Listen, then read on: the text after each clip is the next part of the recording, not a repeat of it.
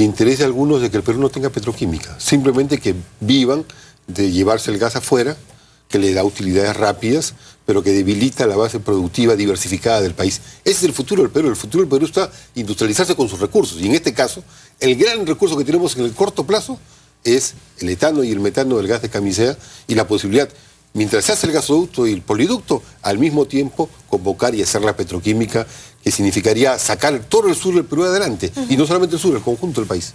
Ha anunciado el presidente la redistribución del canon minero. Eso yo me imagino que va a generar polémica en las regiones que más reciben, ¿no es cierto? Porque a pesar de que no hay capacidad de ejecución de gasto, igual van a decir, ¿por qué me lo van a quitar? Si le corresponde, si lo sacan de mi región, ¿por qué tengo que compartir? Sí, pero antes permíteme una otra cosa en el punto anterior. El 20 va a ir el gabinete al Congreso. Nosotros estamos convocando, yo en mi despacho tengo una reunión con los trabajadores petroleros de Petroperú, para el día 15, viernes, una reunión para discutir justamente cómo el gabinete tiene que comprometerse a sacar ahora la petroquímica. No en un plan de distracción de aquí a 7 años, sino ahora tiene que convocarse obligatoriamente, porque los peruanos todos vamos a poner plata para el gasoducto. Vamos a pagar las tarifas de electricidad. Bueno, eso se convierte en la base para sacar la petroquímica. El otro punto, el canon. El tema del canon. El canon es un tema que tiene que ser también afrontado, porque el canon es un recurso que queda en las regiones, pero tiene que ser adecuadamente reestructurado dentro de cada región. No hay que confrontar una región con otra. No, claro. Además entiendo que no sería para darle a regiones que no tienen canon, sino dentro de la misma región. Dentro de la misma región y en función de esta diversificación productiva. O sea, una reestructuración del canon en el sur, por ejemplo, ¿qué significaría? Apuntalar las industrias que están vinculadas a la petroquímica. O sea, todo lo que tiene que ver con insumos, que va a significar, por ejemplo, una planta para hacer en Juliaca, ahí herramientas en base a los recursos de hierro y el gas. Es un buen anuncio. A mí lo que me preocupa es el tema de ejecución de gasto, que hay regiones que tienen ingentes cantidades de dinero acá, pero no tienen cómo gastarlo, porque no tienen técnicos que saquen adelante los proyectos fuera del tema engorroso de hacer que pasen todos el proceso de aprobarlos hasta que se pueda ejecutar. Es que terminan haciendo una discusión si con el canon hacen un edificio de 5 pisos o un estadio de 80.000 auditorios. El problema es otro. El problema es cómo hacer con ese canon una base productiva que permita que, por ejemplo, toda la agricultura surandina, que es una agricultura que pueda alimentar al mundo, que pueda alimentar a buena parte de América del Sur, no tiene plásticos para embolsar. Todas las partes de los valles interandinos, que puede exportar muchísimo, no tiene elementos adecuados para poder elevar su productividad. Hay que elevar la productividad. El canon, si hubiera esos proyectos, el canon serviría justamente para esos proyectos. Hay que empatar una cosa con la otra, transformar el gas para poder tener petroquímica y poder hacer del canon un elemento de inversión para justamente elevar la productividad agropecuaria y comercial. Ahora, ¿cómo hacemos con gobiernos regionales cuestionados, 19 de 25 presidentes regionales tienen procesos abiertos? Hay 2 o 3 que están en la cárcel, uno está prófugo. O sea, ¿cómo hacemos para garantizar de que efectivamente se va a ejecutar adecuadamente, aun cuando se redistribuya? Ese es un tema bien importante. Yo voy a asumir ahora este año la presidencia de la Comisión de Descentralización por acuerdo de la bancada, que formó parte. Y yo estuve a cargo de la Secretaría de Descentralización. Y en el balance que hicimos y en el planteamiento de este gobierno al inicio, es que la falla que estaba para poder sacar adelante el canon y una serie de medidas de impulso descentralista es que el Estado tiene un cajero, no tiene un ministro de Economía. Ese cajero ve la caja cómo se distribuye, pues no impulsa la productividad de la producción nacional. Hay que tener un organismo que diferencia a nivel nacional. Y en las regiones tiene que haber también las posibilidades de poder diseñar esos proyectos de transformación y ampliación productiva. No es posible que todas las cadenas productivas planteadas, discutidas, señaladas, inclusive por Michel Porter que vino y Ollanta Humala lo aplaudió, todas esas cadenas se han quedado en el aire. Toda la cadena de textiles, la cadena de alimentos, la cadena de mejoras en cuanto a instrumentos agropecuarios o instrumentos industriales. Todas esas cadenas están planteadas en el país. Tú sabes que nosotros tenemos en el sur del Perú, junto con el norte de Chile, el 50% de la producción de cobre del mundo. Y hay más de 60.000 millones de dólares de los productores de instrumentos para la minería que quieren deslocalizarse donde producen esos instrumentos mineros, quieren hacerlo donde está la producción de cobre. ¿Qué cosa ha hecho el Perú en esto? Nada.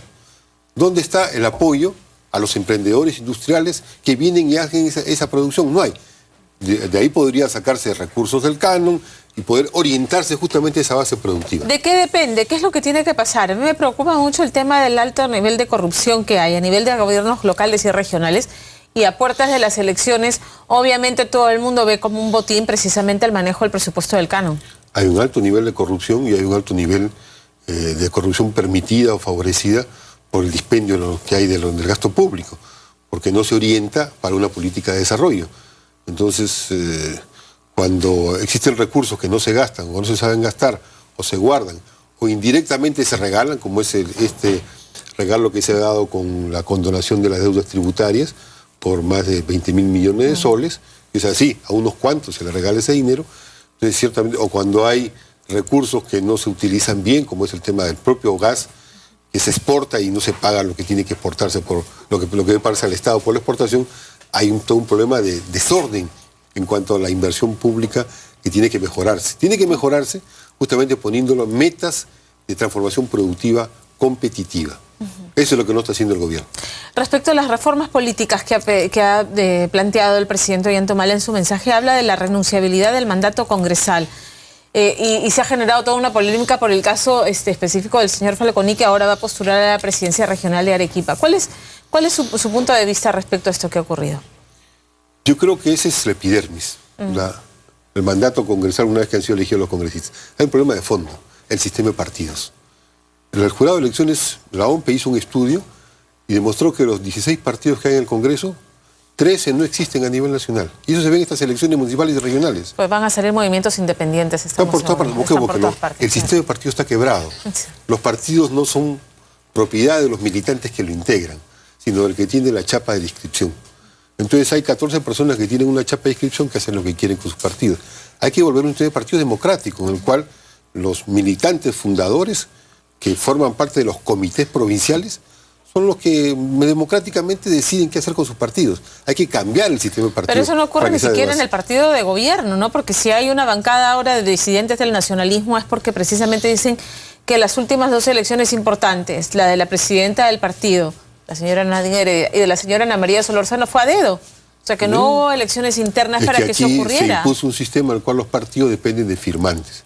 ¿Cuántos han firmado? Como 100 millones de personas tienen su firma puesta en un partido. ¿Cuántos activan realmente los partidos? Menos de 50.000 personas. O sea, hay que cambiar, hay que ir a un sistema democrático donde los militantes de los partidos organizados sean en asambleas. Ahora, el presidente ha apelado a eso, ¿no? A promover la democracia interna de los partidos políticos. ¿Qué tiene que ocurrir para que, o sea, eso se puede legislar respecto a organizaciones políticas independientes? Tiene que legislarse. Yo he presentado un proyecto de ley, por ejemplo. ¿Qué dice? El proyecto de ley lo que plantea es dar un nuevo curso, una inscripción al conjunto de partidos a partir de una cantidad de 5.000 militantes por niveles provinciales o por ámbitos determinados que se establezcan, que sean reunidos en asambleas, que sumen en su conjunto 35.000 y que eso garantice que el partido sea reconocido y pueda actuar políticamente. Entonces, eso le da vida a los partidos, empodera al ciudadano. Y legitimidad a nivel nacional, porque los partidos tienen que representar a nivel nacional a alguien, claramente. Y no una persona que tiene por ahí un llavero y dice yo tengo la llave para entrar. Claro. Entonces, me parece necesario de que se reformule el sistema de partidos, eso es clave. Y eso es decisivo para la vida democrática, si no van a aparecer candidatos como este de Barranca que tiene por ahí 1 tonelada de cocaína, ¿para qué? Para aportarse a su campaña. Bueno, es que eso es lo que preocupa a nivel regional, ya lo hemos visto en elecciones pasadas, donde los movimientos independientes, quién sabe financiados cómo, terminan llevando a los candidatos que les convienen, y esa es la preocupación, ¿no? La fiscalización, además del dinero con el que se financian estas campañas, que después pasan la factura, si es que viene... Tanto los independientes como también algunos partidos, ¿no? Totalmente. Entonces, tiene que haber una modificación del sistema de partidos de base democrática. Eso creo que es clave, y eso requiere también simultáneamente tener posibilidades de la representación en cuanto a las noticias, a la información. O sea, tiene que haber una apertura mayor al conjunto de actores políticos. Y sobre eso hay una limitación más o menos conocida y restrictiva. Entonces debería ampliarse mucho más las posibilidades de la información al conjunto de actores de la vida política y social del país. Finalmente quisiera hablar también con usted porque ha presentado una serie de modificaciones a la ley universitaria que ya ha sido aprobada, ¿no? Respecto a la autonomía de este Consejo Directivo de la Superintendencia. Bueno, ayer se ha presentado un recurso de inconstitucionalidad respecto a esta norma, que ya está en vigencia. ¿Qué hacer frente a esta situación? Yo sí veo con preocupación el tema de que la superintendencia dependa del Ministerio de Educación y a su vez el Ministerio de Educación es, o sea, quien manda es designado por el Palacio de Gobierno, pues, ¿no? Si hay en la ley universitaria, yo respaldo la ley universitaria en su conjunto. Creo que el sistema universitario actualmente, tal como está estatuido, es una estafa a los estudiantes.